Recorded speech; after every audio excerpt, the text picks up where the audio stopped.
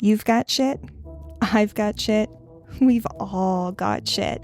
So let's therapize that shit with your host, me, Joy Gerhard.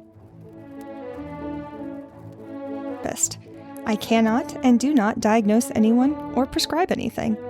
This is just me, someone who struggles with mental illness, emotions, and intrusive thoughts, sharing what skills I've used and how I've used them. Also, trigger warning, in this podcast, I talk about sensitive topics including mental illness, suicidal assault, trauma, and more. I also swear here and there, so listener discretion is advised. If you're new to the podcast, some context for you. I've gotten a ton of value out of doing group therapy and watching others process their shit. Behaviors much more clearly because they aren't my patterns and behaviors, but rather they're adjacent to mine. It's such a relief. I want to share this relief with you via this podcast, wherein I practice skills while actually in the thick of shit. Each episode, I typically do an introduction and provide some context. Then I play a recording of me actively dealing with shit. This isn't me talking about psychology or theories. I'm actually in distress, having strong emotions and strong urges. You're going to hear me crying, angry, numb. But my intention is always to move through an emotion, never to stay there. So stick with me, and we'll actually come out on the other side by the end of the episode.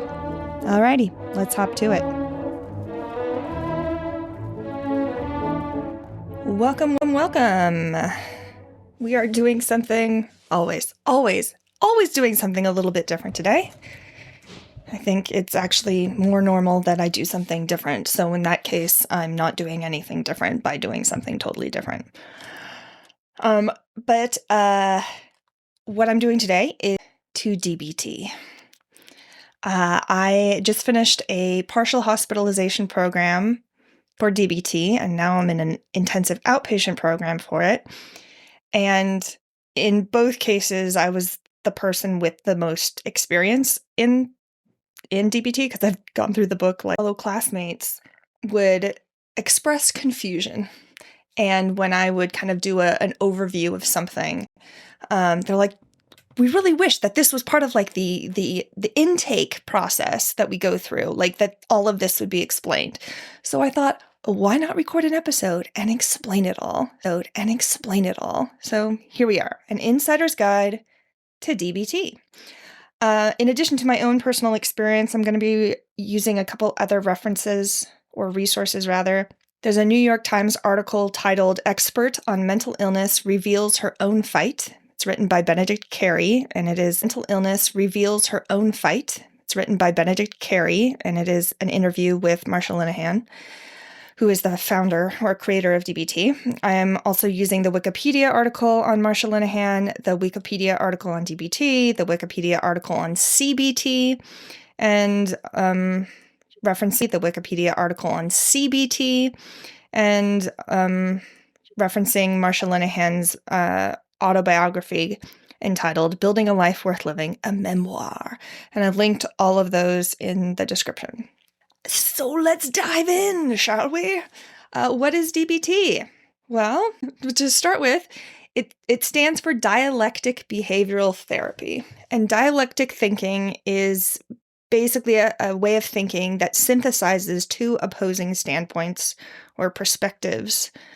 DBT is basically coming from the framework that our thoughts, emotions, and their accompanying action that's ineffective and or have us avoid taking action that would be effective. And so DBT essentially provides tools for how to have these strong emotions and strong urges and still do the effective thing. DBT is a type of evidence-based using psychological methods like in a talk therapy setting. It's also backed by scientific research, meaning that the methods of DBT were tested on consenting humans, to be clear, using the scientific method to adjust and tweak the protocols. And I actually was part of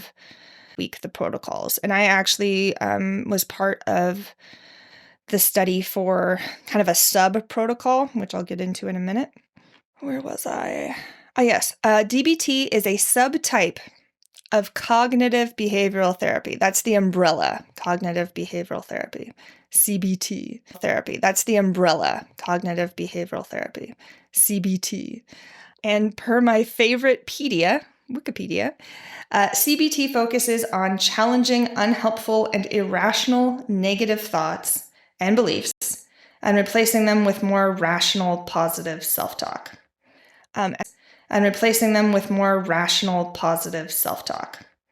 As a side note, I'm not a huge fan of CBT.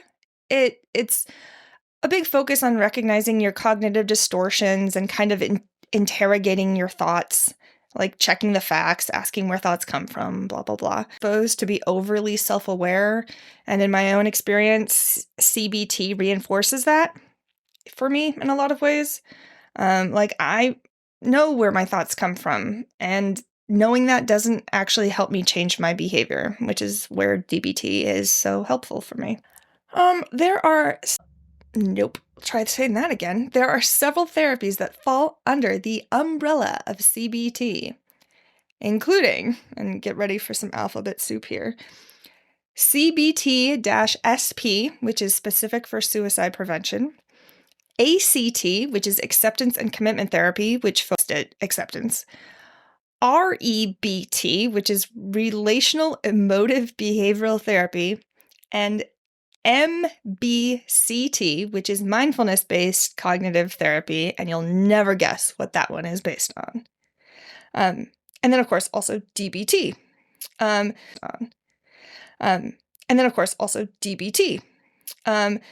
So what is DBT used for? Like, who's the target audience? What does it treat?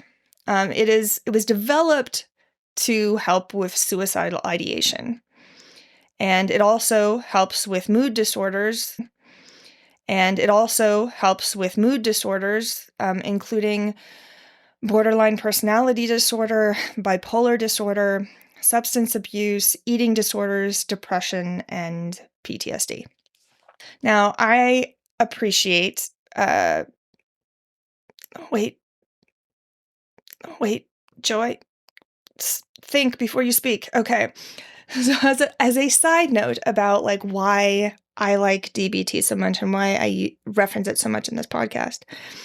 So the D, like I said, stands for dialectic, which is holding two seemingly opposite. DBT skills is what has allowed me to acknowledge my thoughts without interrogating them. I can say, yeah, that's a thought I have. That thought is on the bus. I don't have to let it drive the bus. Even if it's yelling at me really loudly, wanting attention, wanting to be thought, and you're not allowed to drive the bus. We're going to see if we can meet your needs as much as we can, and you cannot drive the bus. And a lot of the work that I've done in DBT is essentially defusing my thoughts from my behavior. Historically, my thoughts have been fused to my behavior and my identity and my sense of self. And the process of defusing my thoughts from my behavior and my identity has allowed me to kind of just end up treating my thoughts with an almost nihilistic perspective. It's pleasant. I frequently have deeply unpleasant thoughts. And I add a bunch of meaning to my thoughts, like, oh, if I have the thought that I'm bad at something, it means that I'm bad foundationally. And it's very, very jarring to interact with my thoughts from a nihilistic perspective that actually my thoughts, not all of them matter. Like, it's what my brain does. My brain is going to have thoughts, and it's going to have some well-worn thought ruts. Once I've sent so many thoughts down a particular rut, I've essentially carved a Grand Canyon. I mean, the Grand Canyon in Arizona is canyon, so that it gets really, really deep. And if I drop a drop of water in the state of Arizona, the easiest place for that drop of water to go to is the Grand Canyon. It takes a lot of intention to force that drop of water to go a different way. So when I start trying to develop new habits, new behaviors, it takes a lot of... Grand Canyon is calling to me and saying, well, you could do it that new way that you're trying, that's super hard, or you could do it this really well-worn, familiar, easy way. Yeah, so it's hard to create new ruts, but essential in order to change our behavior. Instead, it's the inverse. I'm changing my behavior, and that is what changes. That's what causes my thoughts and emotions to change. And of course, there's a big caveat here around accessibility for conditions like ADHD and other disabilities, because for a lot of folks, there's an accessibility issue and an issue of motivation, and I'll get into that later, because that's also a valid criticism of DBT. Let's talk. So a valid criticism of DBT. Let's talk a little bit about the creation of DBT, how it was created and by whom. So Marsha Linehan is the author of this skills training manual. And I know I give her a lot of shit, but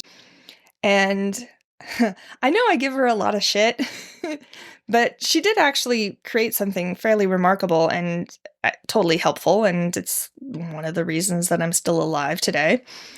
At the start of my PHP program group, this is the group that I just finished. I was in it for 8 weeks. Someone asked during lunch one day if anybody knew why Marsha developed DBT. I think we were all kind of like dogpiling on the things that were annoying to us about DBT. And I was the only one who had read her autobiography, so background, and gave a little spiel of what I could remember. And afterwards, several folks told me that knowing that she's one of us totally changed their experience of her and of DBT, because she's not an outsider trying to fix us. She developed this protocol for herself as much as... So I figured it might be helpful to share my little spiel, which is taken from what I remember from reading her autobiography and also from Wikipedia and an interview with the New York Times. So she was born in Oklahoma in the 40s. Her experience of her family growing up was really invalidating. She never felt like she fit with her family. Her mental health started to decline when she was in high school, and she was hospitalized at a psych hospital at the age of 17. And when she was there, she started self-harming. She was cutting, burning herself, banging. And when she was there, she started self-harming. She was cutting, burning herself, banging her head against the wall and the floor, and was kept in extreme isolation for extended periods of time. She was diagnosed with schizophrenia, subjected to electroshock therapy,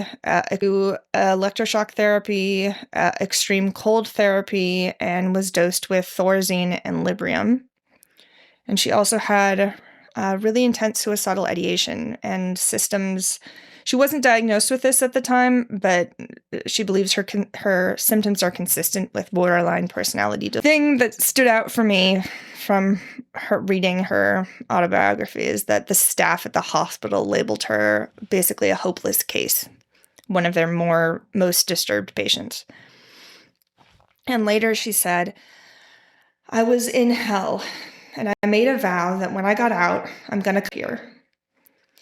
So she was discharged from the psych hospital after 2 years and went on to attempt suicide twice before moving to Chicago to pursue a bachelor's in psychology at a Jesuit school. During her studies, she became apparent that psychiatry was really lacking in effective treatments for the kinds of patients she wanted to help, patients like herself. So she went on to pursue a graduate studies in psychology and later earned her master's and a PhD in psychology. And then she would go on to get a position as an adjunct and a PhD in psychology. And then she would go on to get a position as an adjunct assistant professor at the University of Washington, my alma mater.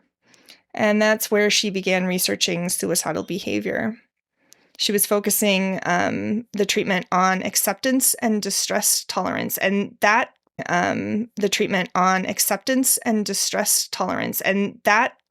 idea, like focusing on those two things, was untried at the time. Nobody had thought to do that.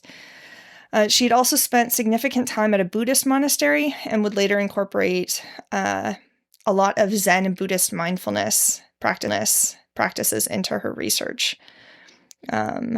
There's a bunch of more information on exactly how, like, the scientific process by which she developed the therapy is on her Wikipedia page. So Marcia describes the core skills of DBT as behavioral translations of meditation practices from Eastern spiritual training. And that was a quote just then. Marcia's perspective was that for people to achieve meaningful and happy lives, they must learn to accept things as they are through radical acceptance, and at the same time, necessary for growth and happiness. And she states in quote, DBT skills fall into 4 categories: mindfulness, distress tolerance, emotion regulation, and interpersonal effectiveness, each of which is designed to solve different sets of problems. The first two, which are mindfulness and distress tolerance,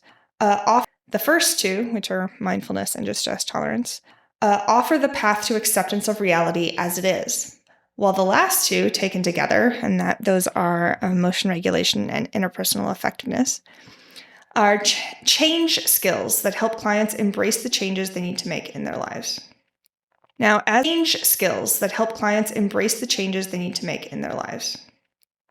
as a therapy, there's a couple different components that DBT is comprised of. You've got the skills training manual, which includes handouts and worksheets on how to do the skills. You typically have a skills group of usually the skills.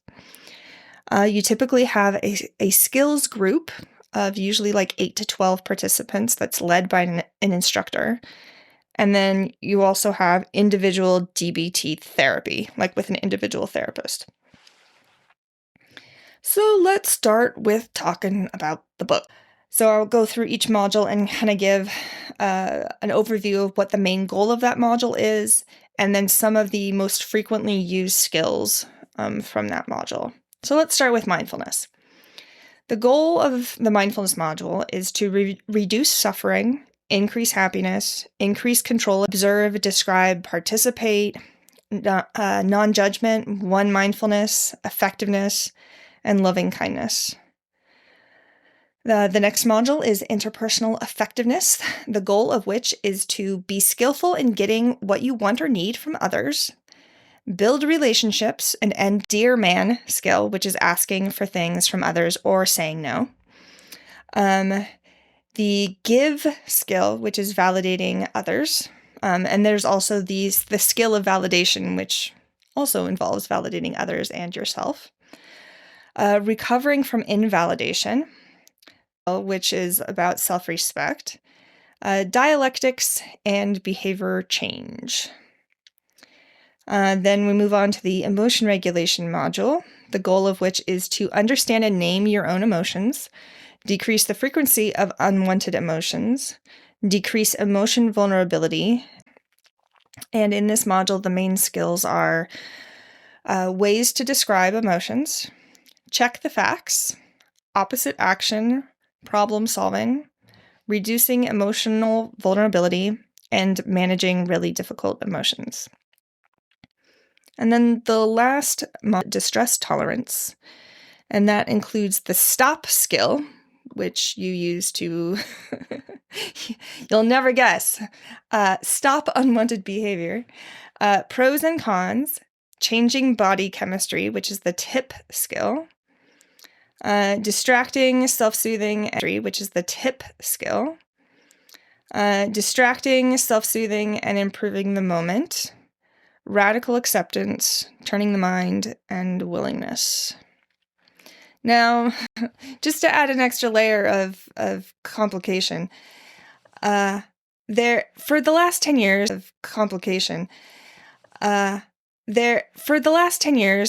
the main book that everybody has used is the second edition. It has a blue cover. And then in the last year, the revised edition was released, which has a green cover. So a lot of folks in mixed groups where some people have one version and some people have the other, it's just like, hey, if you have the green book or if you have the blue book. In both books, each module has two types of information: handouts and worksheets. Book and the new book, the green book, is virtually identical with very minor tweaks in content. Their handout numbers and worksheet numbers are the same. So like distress tolerance handout 6 is the same in both versions. They differ in their handouts and worksheets are ordered. So what is a handout? I'm so glad you asked. A handout is what is used for the instruction of the skill. It provides explanation of the skill, context for when to use it, and examples of how to use it. And the other type of thing in the DBT book are worksheets, which are things that guide you through the practice of a skill step by step. And that is typically what is the homework assigned for people in DBT groups. And we go home and do the skills practice with those worksheets at home on our own. So I know this with those worksheets at home on our own. So I know this is getting a little bit into the weeds, but I'm hoping that if you're at a crossroads and you're like, I need to buy a DBT manual, which one should I get? Here's my recommendation with some context. So the blue book then, So the blue book, that's the second edition, the one that's been around for 10 years. The handouts are grouped at the beginning of each module. So the first half of a given module is just the handouts. And then the second half, that's the worksheets.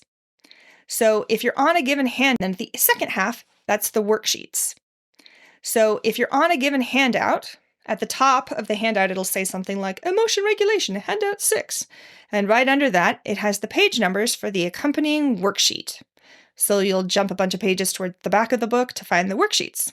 Inversely, if you're on a bunch of pages toward the back of the book to find the worksheets.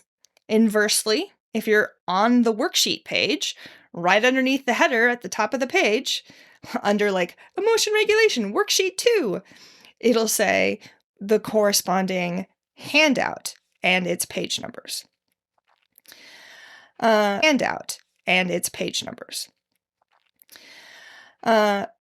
green book doesn't do that. The green book collates it.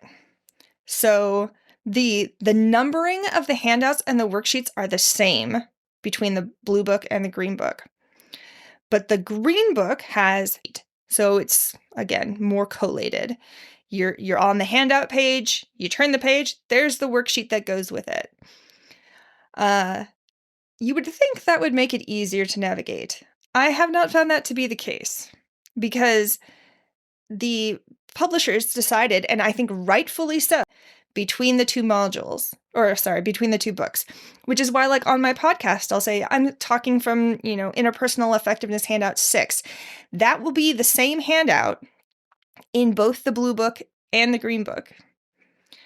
But because there's way more worksheets, much harder to find the worksheets in the green book. So you can be on like Emotion Regulation Handout 4 and the accompanying worksheet, you turn the page, would be Emotion Regulation Worksheet 7. Emotion Regulation Worksheet 7. And that's hard to navigate. Like if you're told to go look up Interpersonal Effectiveness Worksheet 9, it will not be immediately after Interpersonal Effectiveness Handout 9. Immediately after Interpersonal Effectiveness Handout 9. But because I think it's right that they didn't choose to renumber the worksheets and handouts, it adds this extra level of complexity. And it's a little rough. I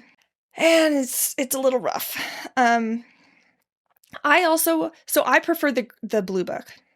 Another reason why I prefer the blue book is because, sure, when you're in skills group, you do spend a lot of weeks going back and forth from the handouts to the worksheets and handouts to the worksheets.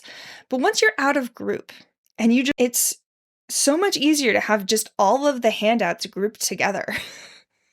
So you're not having to like filter through all of like your worksheets where you have your individual examples that you went through. I'd much rather have like all of the instructional documents grouped together at the front of each module. Much after group. And this is the last reason that I don't like the revised edition, the green version. And this is very autistic of me. The paper feels like newsprint. It's so like, sensory-wise, it's a nightmare. I don't like it. I'm not a fan. The blue book, and there you go. So my recommendation is the blue book, but that's for my brain. And I am very keenly aware that not everybody has my brain. Okay. So now we're going to change tacks a little bit and talk about skills group. About how DBT is structured. That's the main category we're under right now. How is DBT structured? The first thing we're going to talk about is skills group, because that's one of the components of the structure. In skills group, mindfulness is the foundational skill that you do before every mindfulness review, and then you'll do the emotion regulation module. And then you get through that, and you do mindfulness review again, and then the interpersonal effectiveness module. And you get through that, and then you do mindfulness again, and then the distress tolerance module. And that is true in any type of group that you're in. And I'm going to go over them starting with the highest time investment to the lowest. So we start with residential, which is essentially you're living on site at whatever organization that you're doing your program through. You live there 24 hours a day, and you have around-the-clock care. And your skills practice on site. It typically is like 1 to several weeks, depending on your needs and like how acute your symptoms are. In a residential program, you also have on-site psychiatrists and medication management. You also have individual therapy, art classes, movement classes, etc. I don't have personal experience with this one. I do have experience with psych hospitalization. I talk about my most recent time in a psych ward on episode 45, but it did not have a DBT program at the psych hospital. So I can't talk a huge amount to that. Stepping down from residential, you go to a partial hospitalization program, a PHP, and that is what I just finished doing last week. I was in it for 8 weeks. And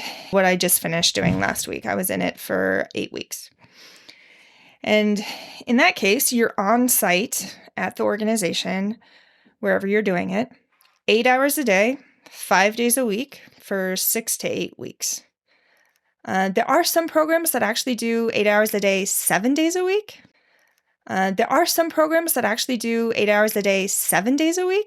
For 6 to 8 weeks, but mine was just 5 days a week. For the most part, it has the same DBT content as the residential. I just get to go home at the end of the night, and I do my homework at home. There is movement, individual therapy, and skills coaching. And to give you kind of a sense of what the day looks like, you're like, how do you do therapy 8 hours a day? It's not all like balls to the wall therapy. So the day was structured to have a community check-in first, where goals for the day, what skills we plan on using to accomplish those goals, a small win that we're proud of, and then usually a silly icebreaker question. And when I say we go around in our group, this is, again, 8 to 12 people. Then we have an hour of homework review, our homework that we did from the previous night. And frequently, like, people are asking for advice or, like, asking, the instructor for more information if they don't understand something, etc. And then after this point, the schedule varies. From day to day, but it always includes 2 hours that are separate. So 2 1-hour blocks of skills training where we learn new skills. Most days there's vocational time, an hour of vocational time to make phone calls or do emails.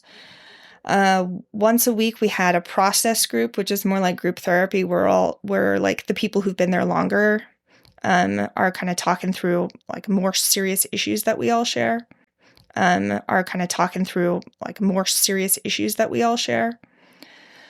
Twice a week in my program, we had expressive art. Once a week, we had mindful movement, which is kind of like yoga. And I know I'm forgetting something.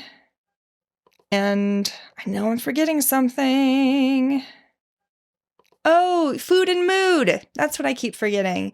Yes, once a week there was a food and mood class for an hour where we would go over like myths about nutrition, how nutrition actually works, why the BMI is trash actually works, why the BMI is trash, stuff like that.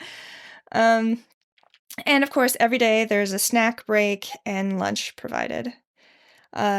So that's like the programming. And then in the midst of all of that, we would get pulled out of whatever was going on for an individual meeting with a psychiatrist once a week, and then also an individual therapy session, which is also once a week. On top of that, you can also request skills coaching. Put like emotions are right now. Here's where my urges are. These are the skills I've already tried. Here's what I'm up against, and I could use some support figuring out what skill to use. And that's usually like a 10 to 15 minute little thing that you do one-on-one with one of the therapists there. So that's the partial hospital, the one I just finished last week. Now, stepping down from that, we've got the Intensive Outpatient Program, which is an IOP. And that's what I'm doing now. Most programs, nope, that's not right. Some programs have in-person IOP, but I'm doing a remote program, so it's all via Zoom. Mine is in the mornings, 3 hours a day, 5 days a week for 7 weeks. There's also a nighttime version that's 3 hours a day, 3 days a week for 12 weeks. It's 3 hours a day, 3 days a week for 12 weeks. So you can keep your full-time job if you work during business hours. And then on top of that, there's also individual therapy coaching each week. Some programs still have psychiatric support and skills coaching, but my program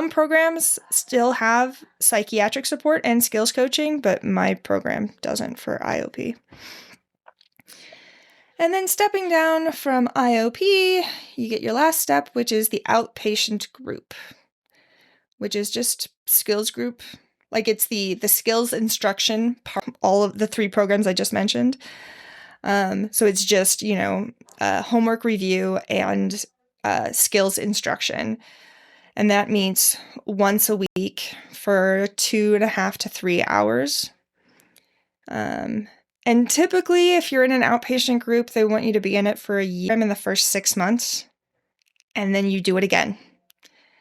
And the second time is so powerful because the first time you're just trying to just stay afloat. And most folks on their first time through, their experience the entire time is, I don't know what the fuck I'm doing. And then as soon as you start doing, and it's really useful to see like how much you've grown, how much you've learned, how much more you understand. And I think it also has the skills stick much more effectively. I joined, I did my first outpatient skills group in 2016 to 2017. I wasn't in skills group for a few years. I had 2 psych hospitalizations in 2021, and I joined a skills group at that time that was run through a community health organization, and I've been in that ever since.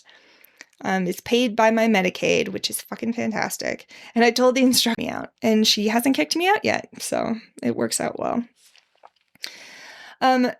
So just kind of high level, what we're talking about, I was mentioning the structure of a DBT is you have the DBT book, the manual, you got the skills group, and I've gone over both of those things. And now this is what you get. You do have individual therapy as part of residential, and PHP, the partial hospitalization, and IOP, which is intensive outpatient. And the therapists you meet with are part of those programs. Which is the last one I just mentioned. You can then go find your own individual therapist that's not working through a program. And you would find, typically, if you're in a DBT skills group, they want you to have a DBT therapist so that you can go into actually like skills coaching. And I find that to be absolutely necessary. If you have an outpatient therapist who is a DBT therapist, not just a therapist who's like heard of DBT and knows the skill, one who's trained in DBT, they will also offer skills coaching, like during the week, that is separate from your therapy. And that can look like a conversation via text message. It can look like a quick, 10 to 15 minute phone call. And I haven't seen my therapist. And I haven't seen my therapist, my outpatient therapist, in a couple months because I've been in these programs. But once I'm done with the programs, I will go back to seeing them. And they are a lovely human, very, very helpful, very, very supportive, and lovely human, very, very helpful, very, very supportive. And their skills coaching is also really helpful. In addition to my experience with outpatient individual therapy, I also have experience doing the DBT PE protocol, which is PE stands for prolonged exposure, and it's for treating PTSD. I go into this in great detail in episode 28, so I'm not going to get into a ton of detail here. But the main components of this are you're doing in vivo, which is vaginal exposure to memories.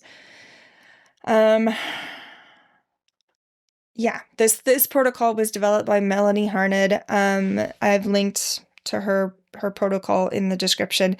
And this is I was part of the study that developed the book that I'm linking, the research program at the University of Washington back in 2016, 2017, and was one of the research subjects. Not that you would ever be able to tell because all the names have been changed to protect the innocent.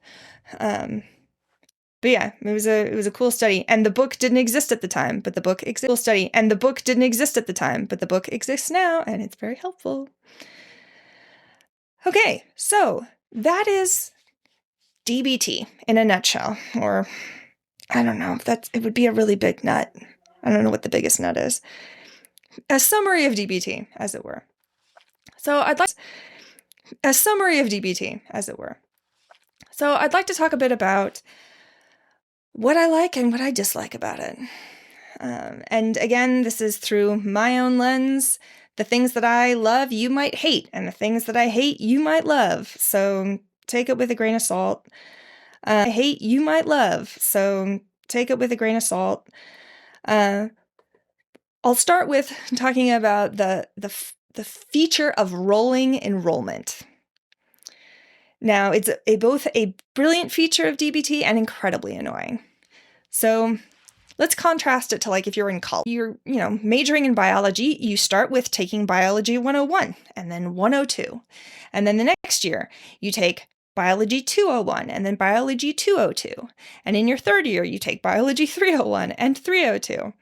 You would never, ever start in bio 301 and then go back and end up doing that in DBT. There are 4 modules, sure, but there's no order to them.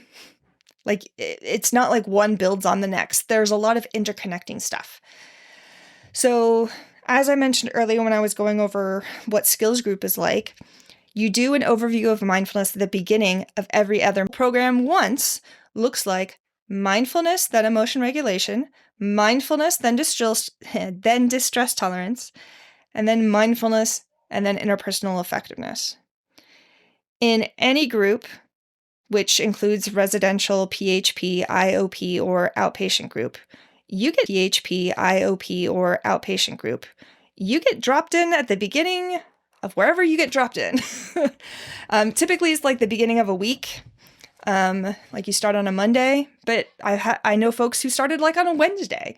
For the outpatient group that lasts a year, they usually have you start. For the outpatient group that lasts a year, they usually have you start at the beginning of a module. So you're usually waiting like, let's see, if you're doing, I don't know, you have to wait like 2 months, maybe a month and a half before you're able to start. Maybe a month and a half before you're able to start. But yeah, you just get dropped in wherever because there is no order to it. And that can be really jarring because the second feature that's both a delightful thing and can be really frustrating is that it functions like a one-room schoolhouse. When you join a group, there are people who've been in the group for a while already because, people are constantly joining and constantly finishing. And so there are people who are on their second or third module. There are people who've been through the whole manual once already and are on their second go through. And then there's people like you who are like, this is their first day. And so it is like a one-room schoolhouse in that, like, in a one-room schoolhouse, you have people who are like in 6th grade, but also kindergarten, but also 10th grade. And as with a one-room schoolhouse, there's both awesome aspects. So let's start with one of the useful things is perspective. So when I'm dealing with my own shit, I can't really zoom out far enough to get perspective on my own shit. It's kind of like sitting in the front row at an IMAX theater, and I immediately in front of me. And it's really hard to see like the edges of the screen. So how that pertains to DBT, I have a hard time noticing like where my gaps are, but it's really easy to see where other people's gaps are. Their experiences, their struggles. It's way easier for me to be like, I see. It allows me to see their experience with more perspective than I can see my own, and then apply it. Their skills practice. And additionally, invariably in any skills group, there will be somebody in the group who's kind of like, not your identical twin, but maybe your fraternal twin, where they will think similarly to you in a lot of ways. Like, it didn't take very long for me to find the other autistic people in my group. And there was also another participant who lived at home with her parents and was struggling with that. And I'm like, oh, we're alike in that way. Let me. And the folks who were my twins were so helpful because I could see myself through them, and it helped me see my gaps. I looked at how they use skills in their lives and like learned from that. And yeah, very, very useful. The one-room schoolhouse thing is that it's very, very collaborative. There are absolutely people who've been in the program longer, but that doesn't necessarily mean that they know more. It's just as likely that a brand new person is the one who has been there for like 6 months. There's a true sense of collaboration and a true sense of everybody kind of being a beginner. It takes some of the sting out of learning something new, which is really fucking hard to do as an adult. Most people come to DBT. Most people come to DBT later in life. They're absolutely not coming in at like age 3 or 4. Most folks are either a late teen or an adult. And what that means, unfortunately, is that we have a lifetime of doing things a certain way. We have a lifetime of doing things a certain way up to that point. For me, I had all these coping mechanisms that at one point in time were coping. Like, they helped me cope. They were helpful. But eventually, like, my life situation changed. My goals change. And now that coping mechanism that was adaptive at one point is now maladaptive. It's getting in my way. So I have to continually go through and unlearn a lot of ineffective things that are effective. Like, when I started DBT, I didn't know how to regulate my emotions. I didn't even know what my emotions were. I didn't know how to feel my emotions. I didn't know how to tolerate distress in a way that wasn't super destructive. And I don't even know, is it tolerating distress if I'm being destructive? I didn't know how to communicate my needs to others. I didn't know how to validate or receive validation. I had all these major gaps. And participating in a skills group is basically learning emotional literacy as an adult. And that is, here's a great example. Great. I don't know. Maybe it's not a great example. Stop judgments. Joy. Okay, hang on. So my uncle helps run a racetrack for amateur racers. And he gets a lot of folks who've driven for decades and then they retire and they buy a sports car.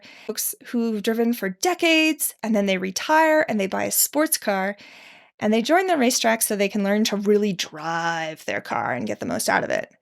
And of course, they join the racetrack and they already know where the brake pedal and the gas is and how to use their turn signal.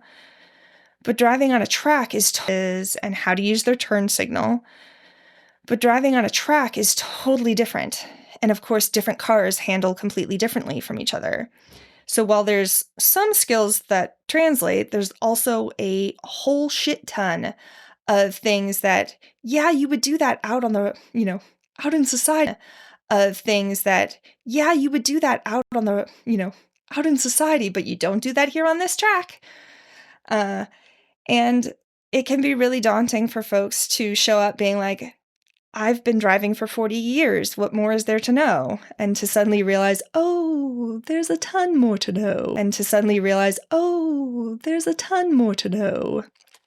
And I think DBT group is a lot like that. A lot of folks discovering that there's actually a ton more to know. And that's one of the things I love about skills group is it's lovely to be in collaboration where everybody is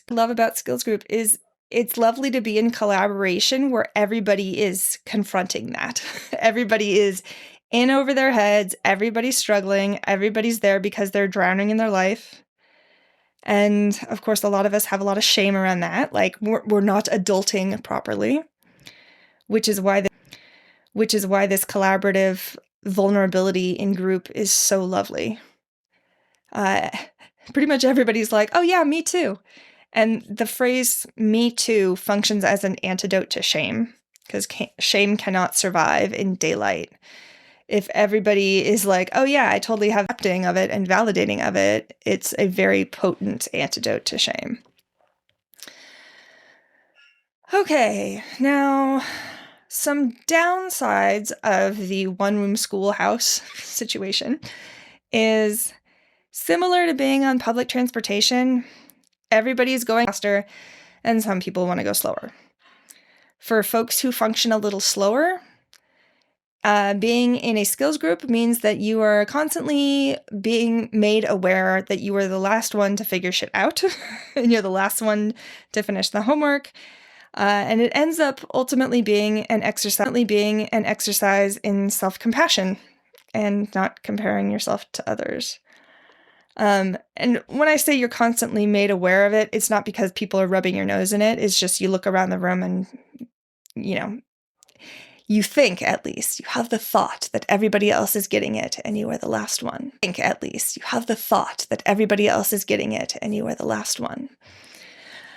For folks who function a little faster, it can end up feeling like you're stuck behind slow walkers. I've had this thought a couple times, not a couple, a lot of times. I've had this thought a couple times, not a couple, a lot of times of like, okay, I get it. Let's move on. Let's keep going. But other people have questions. And that, of course, is also an opportunity to practice patience. Which is actually a fucking useful opportunity. And I'm working on seeing it that way. Ultimately, it can be frustrating to be in a group, because by the nature of groups, none of them are going to be perfectly catered to you. One-on-one interaction, it can be really hard to be in a situation where you're learning skills and going, oh, this skill actually doesn't apply to me, but I still have to sit through and learn it.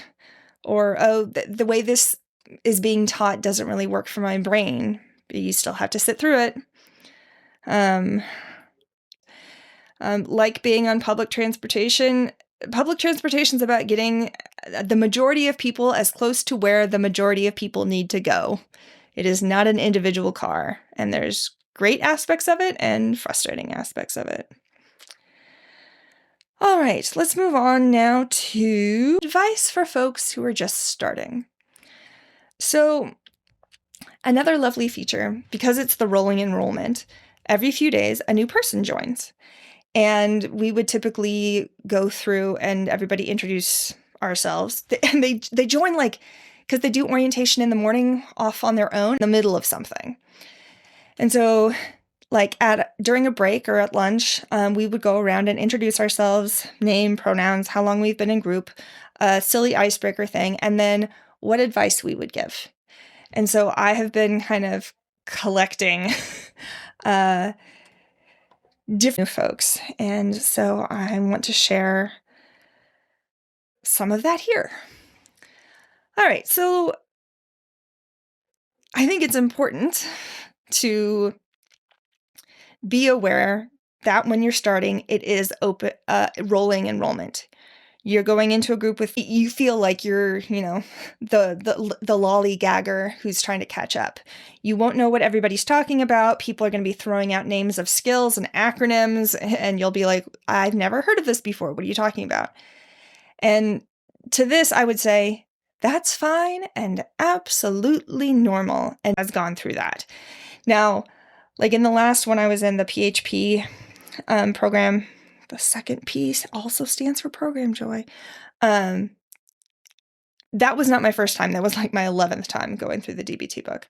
But it was still my first time in that program.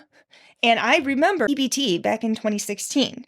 So every single person that's in the group has either had that new experience in that group or in previous groups that they were a part of. And another hard thing of being new to it is that when you're doing your homework, you're likely going to have the experience of having no fucking clue if you're doing it right. I was very, very unsure whether I was even using the skills effectively when I first started. It's very confusing, very frustrating. But the lovely thing is, it's very confusing, very frustrating. But the lovely thing is, you do that for a handful of weeks, and you still relate to yourself as the newbie who doesn't know what's going on. And then someone new joins the group. And because you've been there for a few weeks, you actually realize in watching them ask all these questions, oh my God, they're asking questions that I actually know the answer to now. I figured this stuff out. I know how to do this. I understand how homework works. I understand what skills practice is. And you may not know all of the skills yet, but the names are familiar to you. Familiarity. So it's a phenomenal opportunity to see, to measure your progress in real time. In my outpatient group, the one where I'm in it for a year, anytime someone finishes and leaves, we do a little, fare thee well, bon voyage. And one of the things I always remind them of is hey, I remember when you first joined and how confused you were and how anxious you were and how overwhelmed you felt. And you stuck with it anyway and like hung in there doing the hard thing. And now look at how skilled you are. And I don't say that to like invalidate the experience of being new because it is really overwhelming. I say it more to point out that folks move through the overwhelm. They don't get stopped by the overwhelm. And so to the graduating person, I always want to applaud that they kept going while also feeling. And I always want to applaud that they kept going while also feeling overwhelmed. They did it scared. They did it uncomfortable. They did it confused. They did it anyway. And I always think that's a big fucking deal. Because, like, a lot of folks, we don't have an opportunity to learn new. Because, like, a lot of folks, we don't have an opportunity to learn new things as adults outside of the workplace, like once we're out of school. And learning new stuff for work is like learning with an axe over your head because there's, your axe over your head because there's, your livelihood is at stake. And so we don't have the opportunity to experiment and to play with new learning. And I mean, ideally, a DBT skills group can be that sandbox to play in. I'm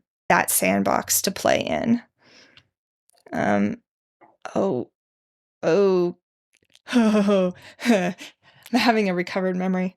So with my first DBT instructor, at that time, back in, I think this would have been 2017, I got on a couple dates with someone, and I wasn't really feeling it, though they were just demonstrating that they were really feeling it. And so I was having a lot of discomfort around the idea of needing to be like, hey, I wish you all the best, and I'm not interested in continuing to see you. Of opposite action in group. And so my DBT instructor was like, great. What we're going to have you do is we're going to have you write out the text to this person right now and send it right now. And then he had me do like the willing hands posture of like palms up, like shoulders back. And then I went around the group and made eye contact with every single person and read the text to them. And I met one of my best friends in that group. And he later told me that, like, oh yeah, I watched your throat turn red, and then your cheeks turn red, and then your forehead turned red. You looked like you were going to pass out. You were and I sent the text, and I survived reading it to everybody in group. And it was extraordinarily uncomfortable. Like, I felt sick. I felt really awful. And the great thing about it is now I have data that I know I can survive feeling that. Because there's a lot of things that I avoid as an adult.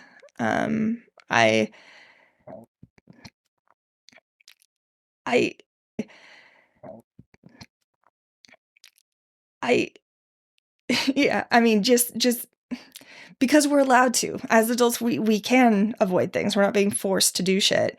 But that avoidance means that we never get the learning that would tell our brain, oh yeah, I can tolerate that feeling.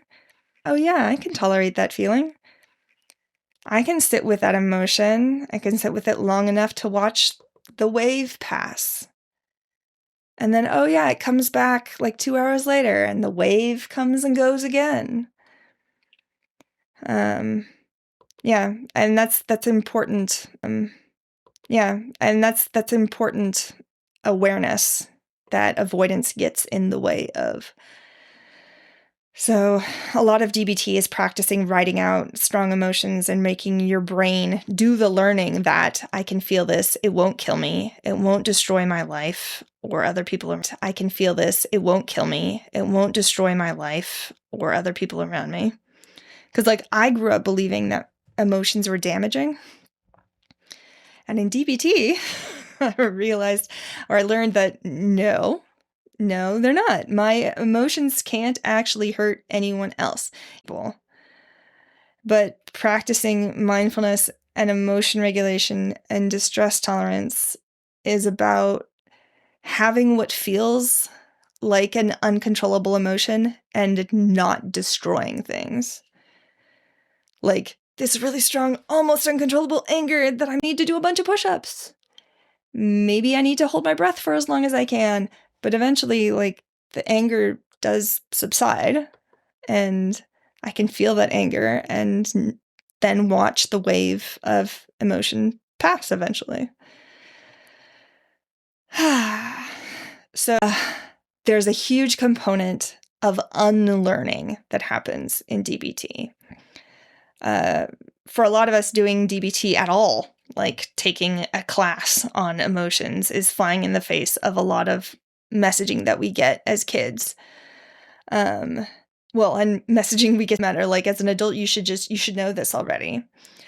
But also we get a lot of messaging as kids about what are good and okay emotions to feel and what are bad emotions to feel. Like what are good and polite ways to communicate and what are rude and bad ways to communicate. We've got all this messaging around what rude and bad ways to communicate. We've got all this messaging around what we're allowed to or not allowed to talk about. Like, we don't talk about this and that in this family. You're not allowed to feel that feeling. You have to suppress it or hide it. And for me, I'm always joking, and I don't actually know if I'm always joking, and I don't actually know if I'm meaning, like, if I'm using this word correctly, but this is the word I use.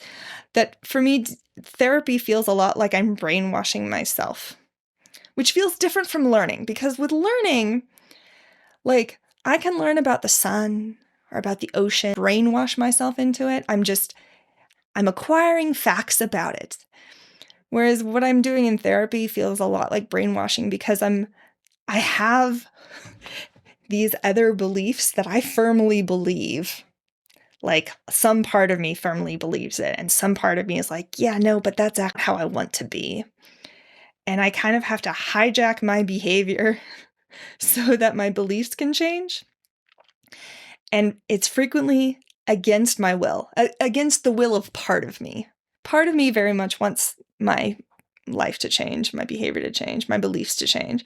But there's always part, and so I'm having to like do it against my will, that part of me, that part of me's will, whatever.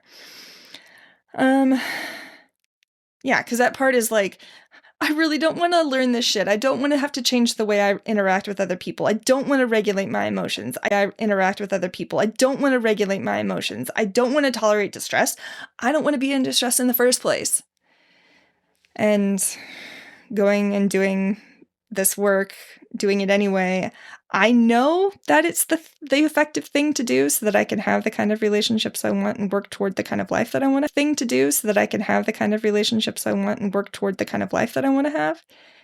And I hate it. A lot of the times, I'm doing these skills very begrudgingly. I'm super annoyed. I don't enjoy it. I'm annoyed when they work, and I'm doing them anyway.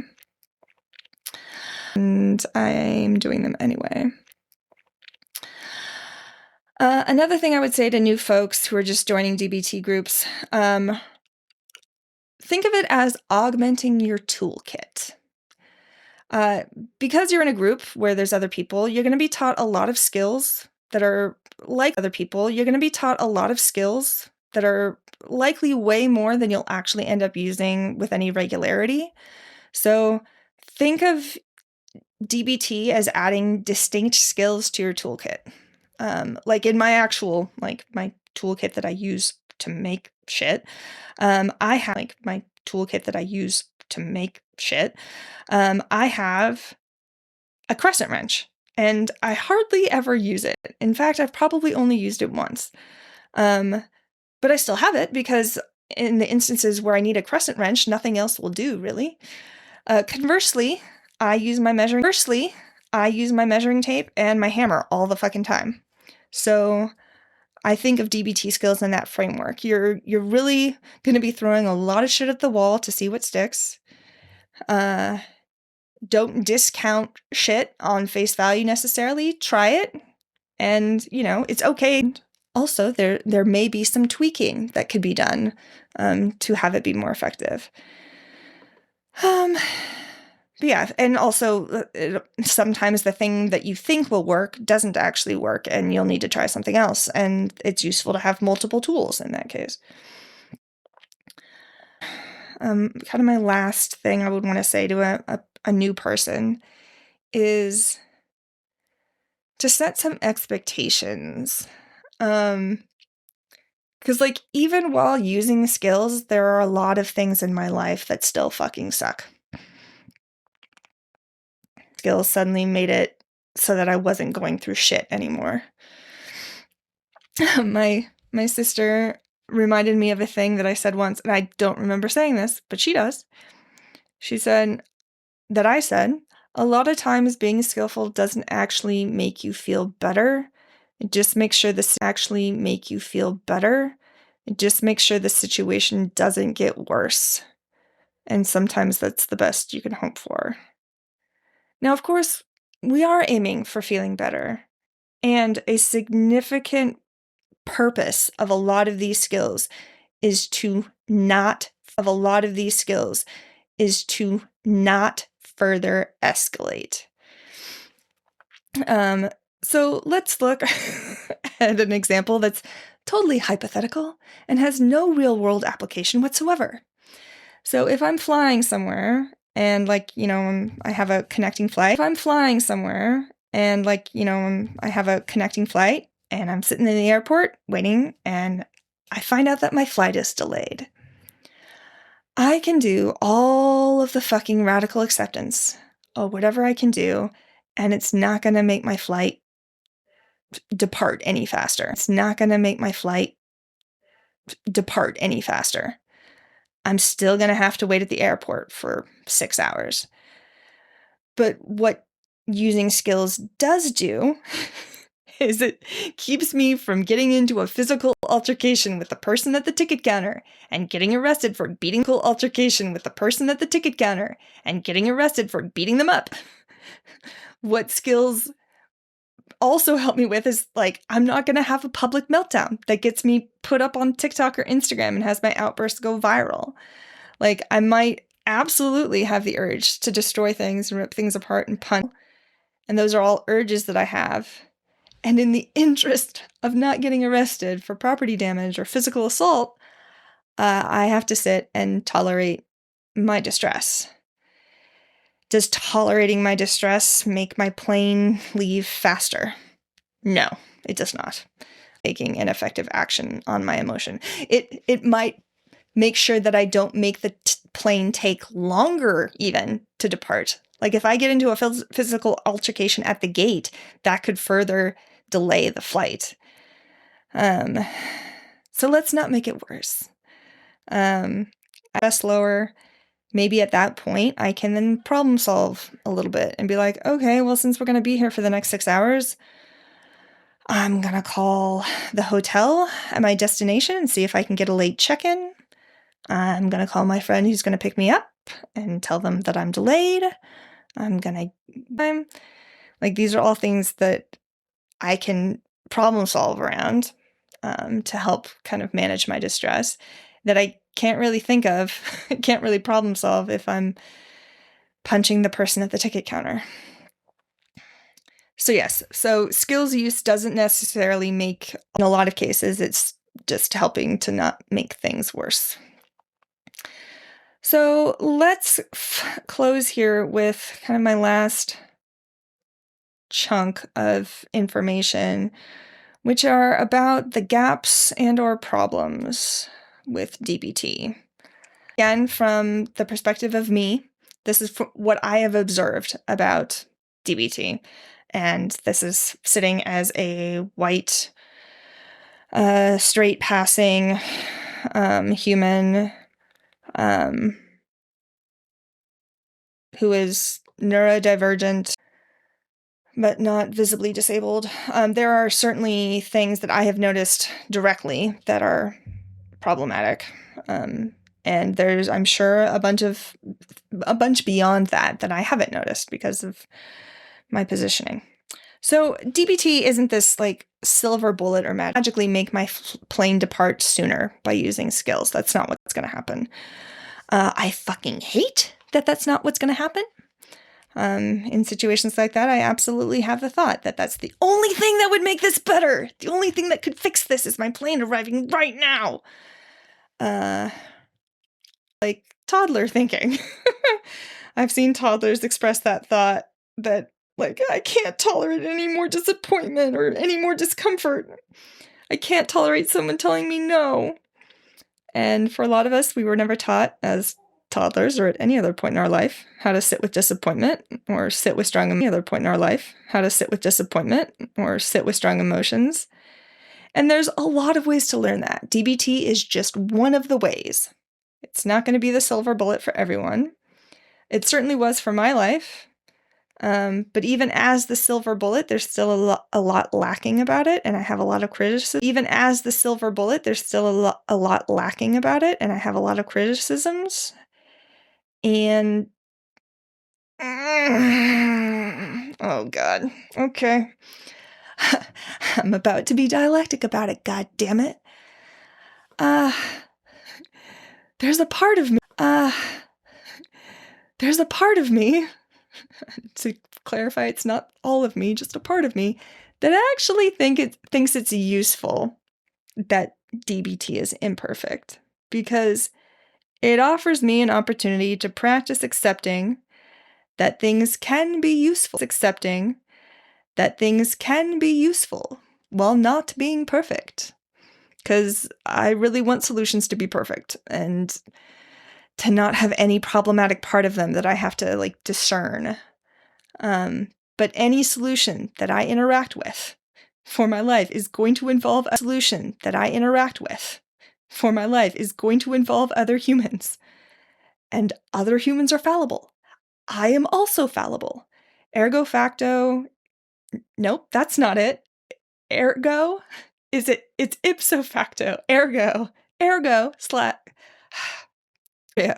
solutions aren't going to be perfect. And I actually need the practice of accepting that something can be useful while also acknowledging that there are parts of it that are problematic.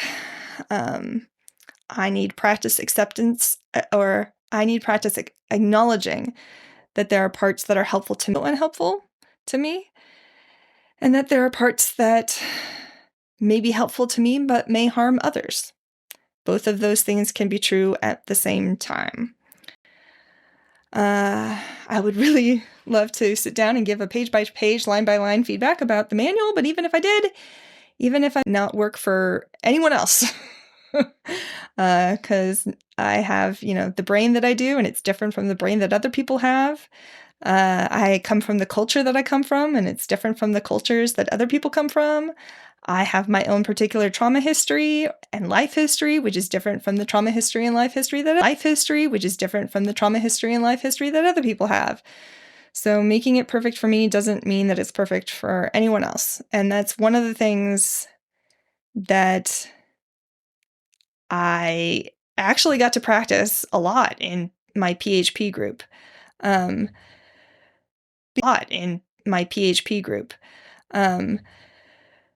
Because frequently, and this happened actually quite a bunch, somebody would ask a question and I would go, oh my God, I have the answer to that. And then I'd offer the answer and it would completely fall flat. And I didn't understand why the thing that made me understand something didn't make other people understand it. And then I would watch somebody else in group offer their observation to that original person who asked the question. And that would be the thing that would have them get it. Not that there's a universal, here's the whatever, I keep using the silver bullet, but like, here's the thing, here's the analogy, here's the example that will have you get it. There is no universal version of that. People's brains are different. People's experiences are different. So it's going to be different for everybody. Also, people have different learning. So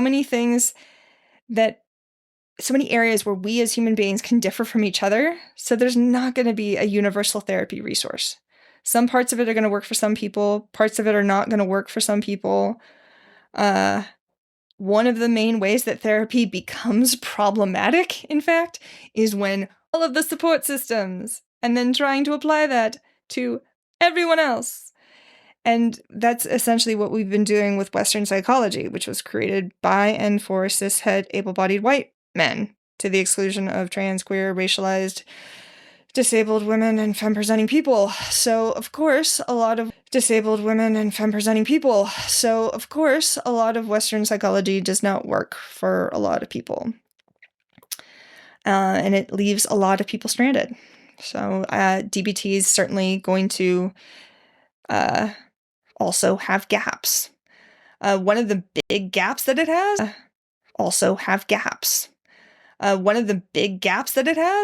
is around neurodivergence and disability. DBT isn't made for all types of neurodivergence. And I say it's not made for all types because, like, neurodivergence is way bigger than just like autism or ADHD. It also includes things like dissociative identity disorder, which is DID, regular and complex post-traumatic disorder, so PTSD and CPTSD, obsessive compulsive disorder, OCD, generalized PTSD, obsessive compulsive disorder, OCD, generalized anxiety disorder, GAD, tic disorders, schizophrenia, Down syndrome, traumatic brain injuries, and a bunch of other things I can't remember. So DBT was developed for folks with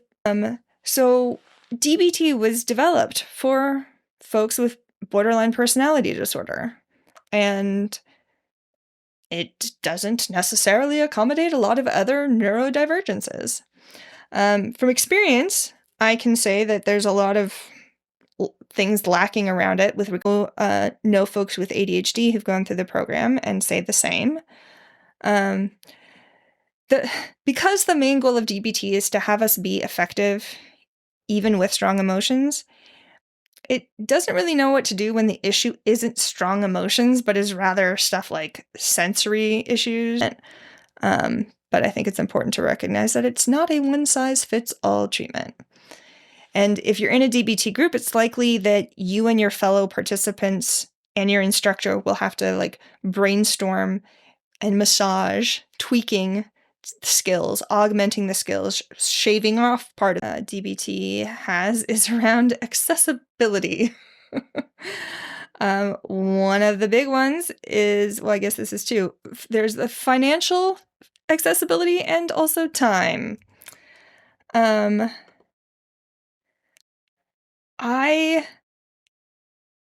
a lot of folks for whom DBT is not financially or temporally accessible. To do a PHP, the partial hospitalization program, you have to take 6 to 8 weeks off work because you can't work while you're doing PHP. It's 8 hours a day, 5 days. You can't work while you're doing PHP.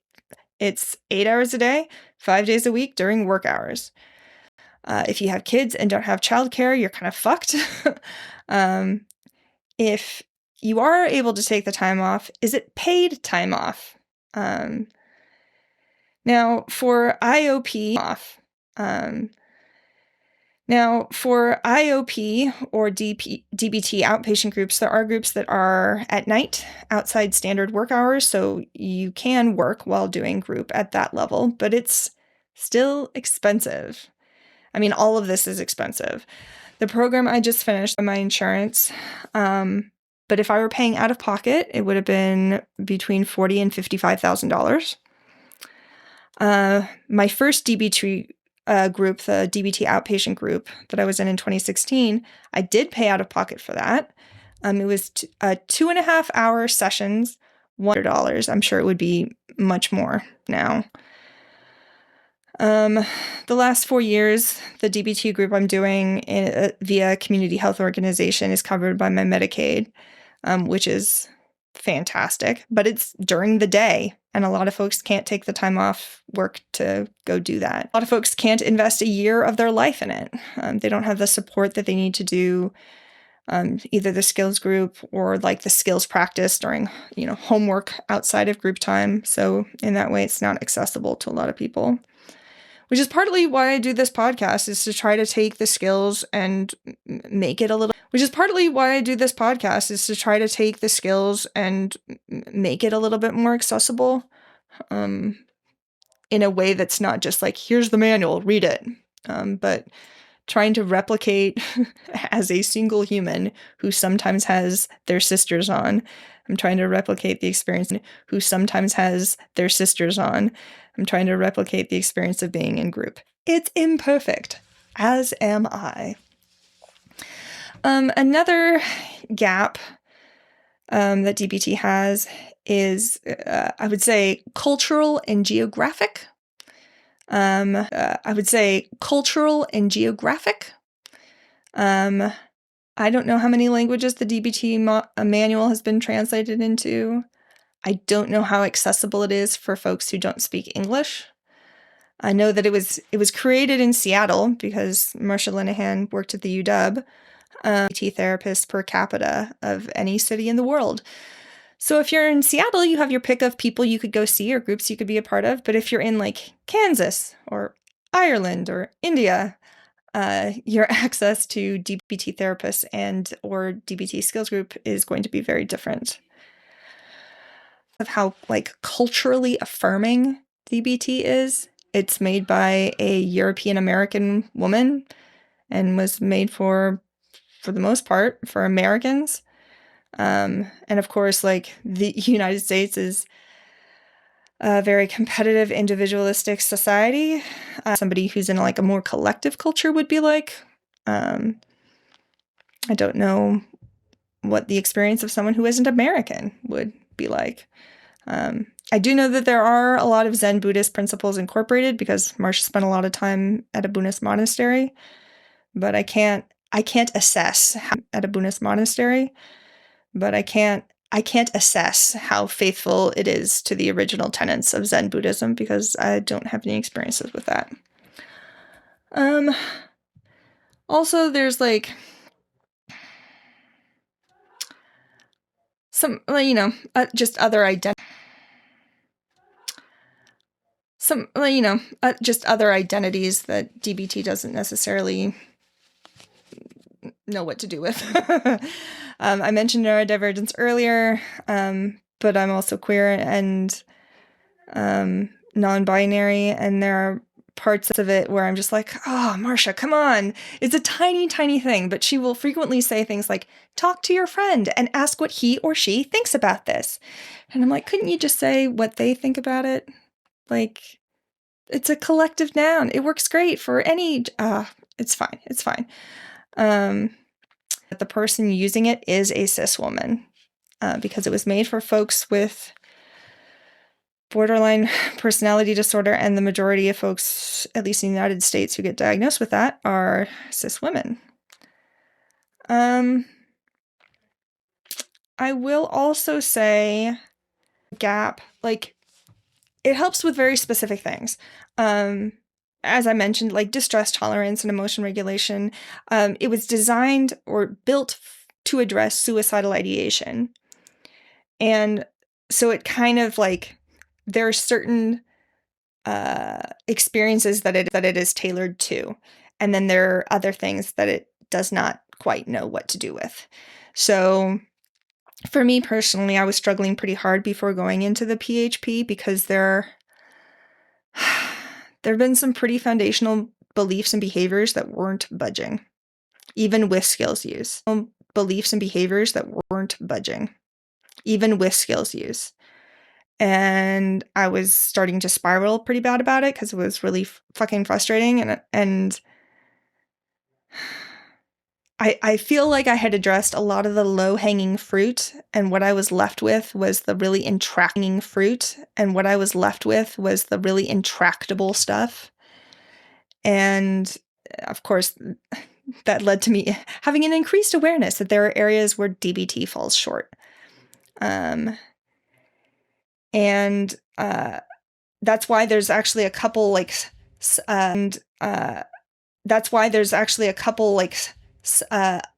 what would you call it? Accessory treatments. Like I mentioned, the DBT PE prolonged exposure treatment to address PTSD, and that was developed by Melanie Harned at the UW. And there's also Melanie Harned at the UW. And there's also DBT, which is radically open DBT, and that's for disorders of over control like anorexia nervosa, chronic depression, obsessive compulsive personality disorder. And that was developed by Dr. Thomas Lynch.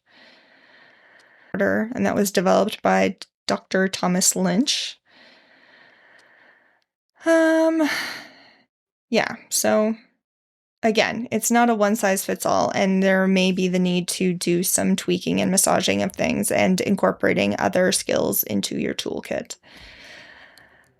Systems and environment. Like I said earlier, DBT comes at behavior from the perspective of you change the behavior first, then the emotions and the thoughts will follow. But it doesn't really recognize other barriers to behavior change, like systemic barriers or destructive towards you. It does go over like cutting off harmful relationships and establishing boundaries. But of course, there are situations where we don't have the option of ending those relationships, whether for like financial reasons, needing people, like relying on caregivers, work situation. Yeah, DBT is limited in its ability to address those. What it can do is help with internalized shit around those things. Like I'm around homophobia and transphobia a lot, so I have a lot of internalized shame for being queer, and DBT has certainly helped me kind of address that. Same with, I have a lot of internalized ableism that causes a lot of shame, and I've found DBT to be helpful in addressing that as well. But it's really operating at the level of the individual and not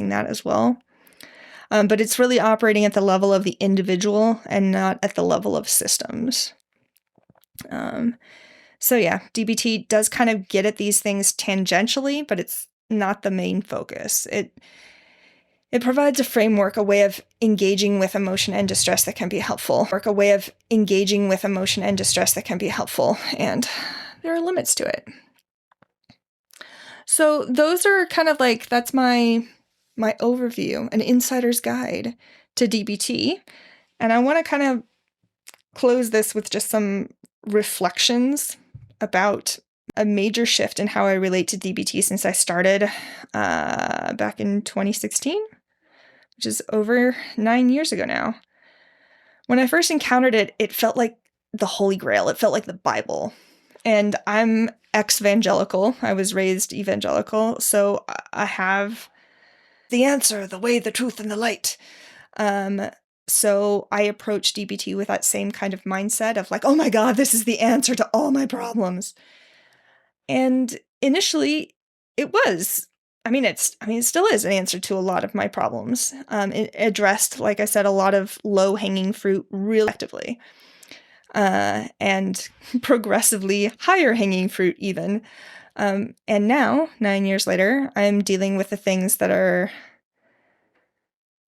left over and lingering and aren't responding to skills in the way that I've been using skills. And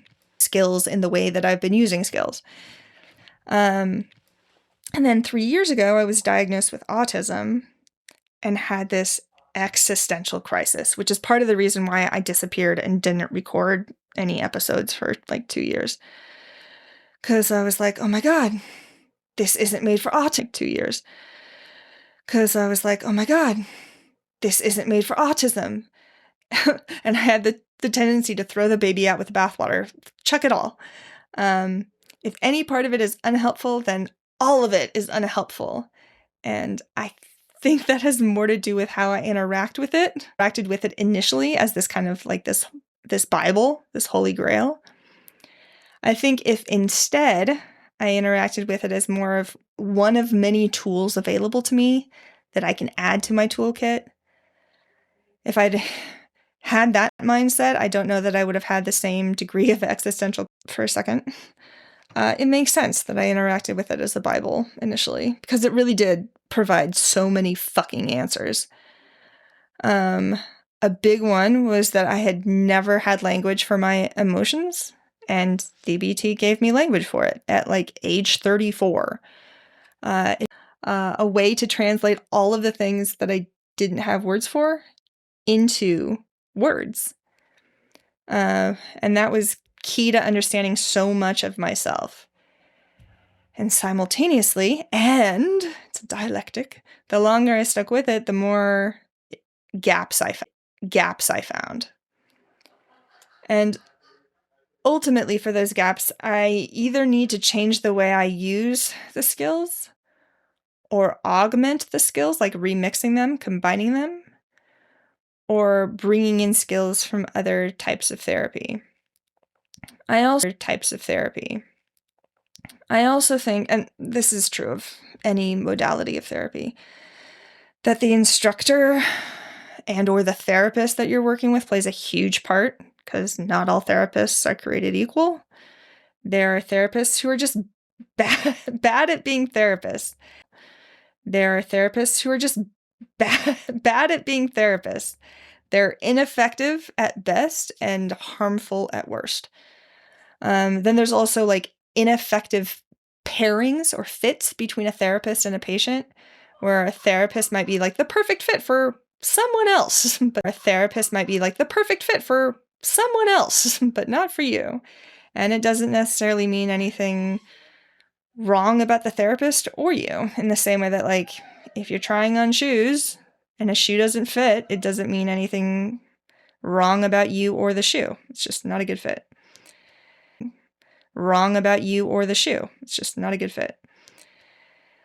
And there's also, of course, a huge component of how skills are being taught.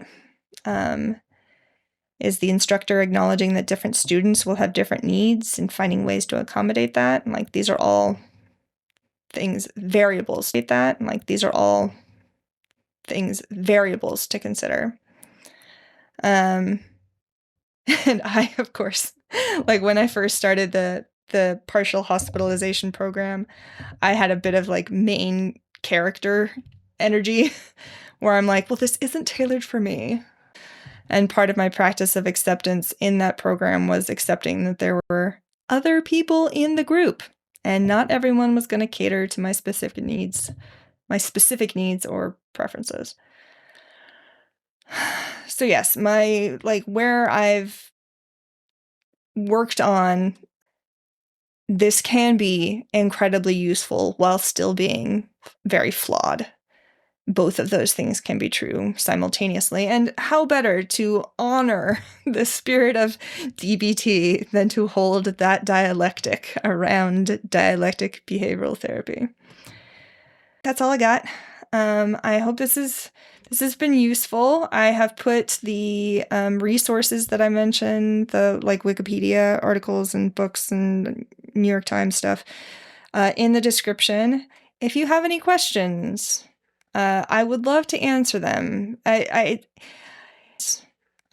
would love to answer them. I find a lot of purpose behind being like, hey, I had to reinvent this wheel for myself. Let me help you not have to reinvent your wheel. So if I can answer some questions, give some clarity.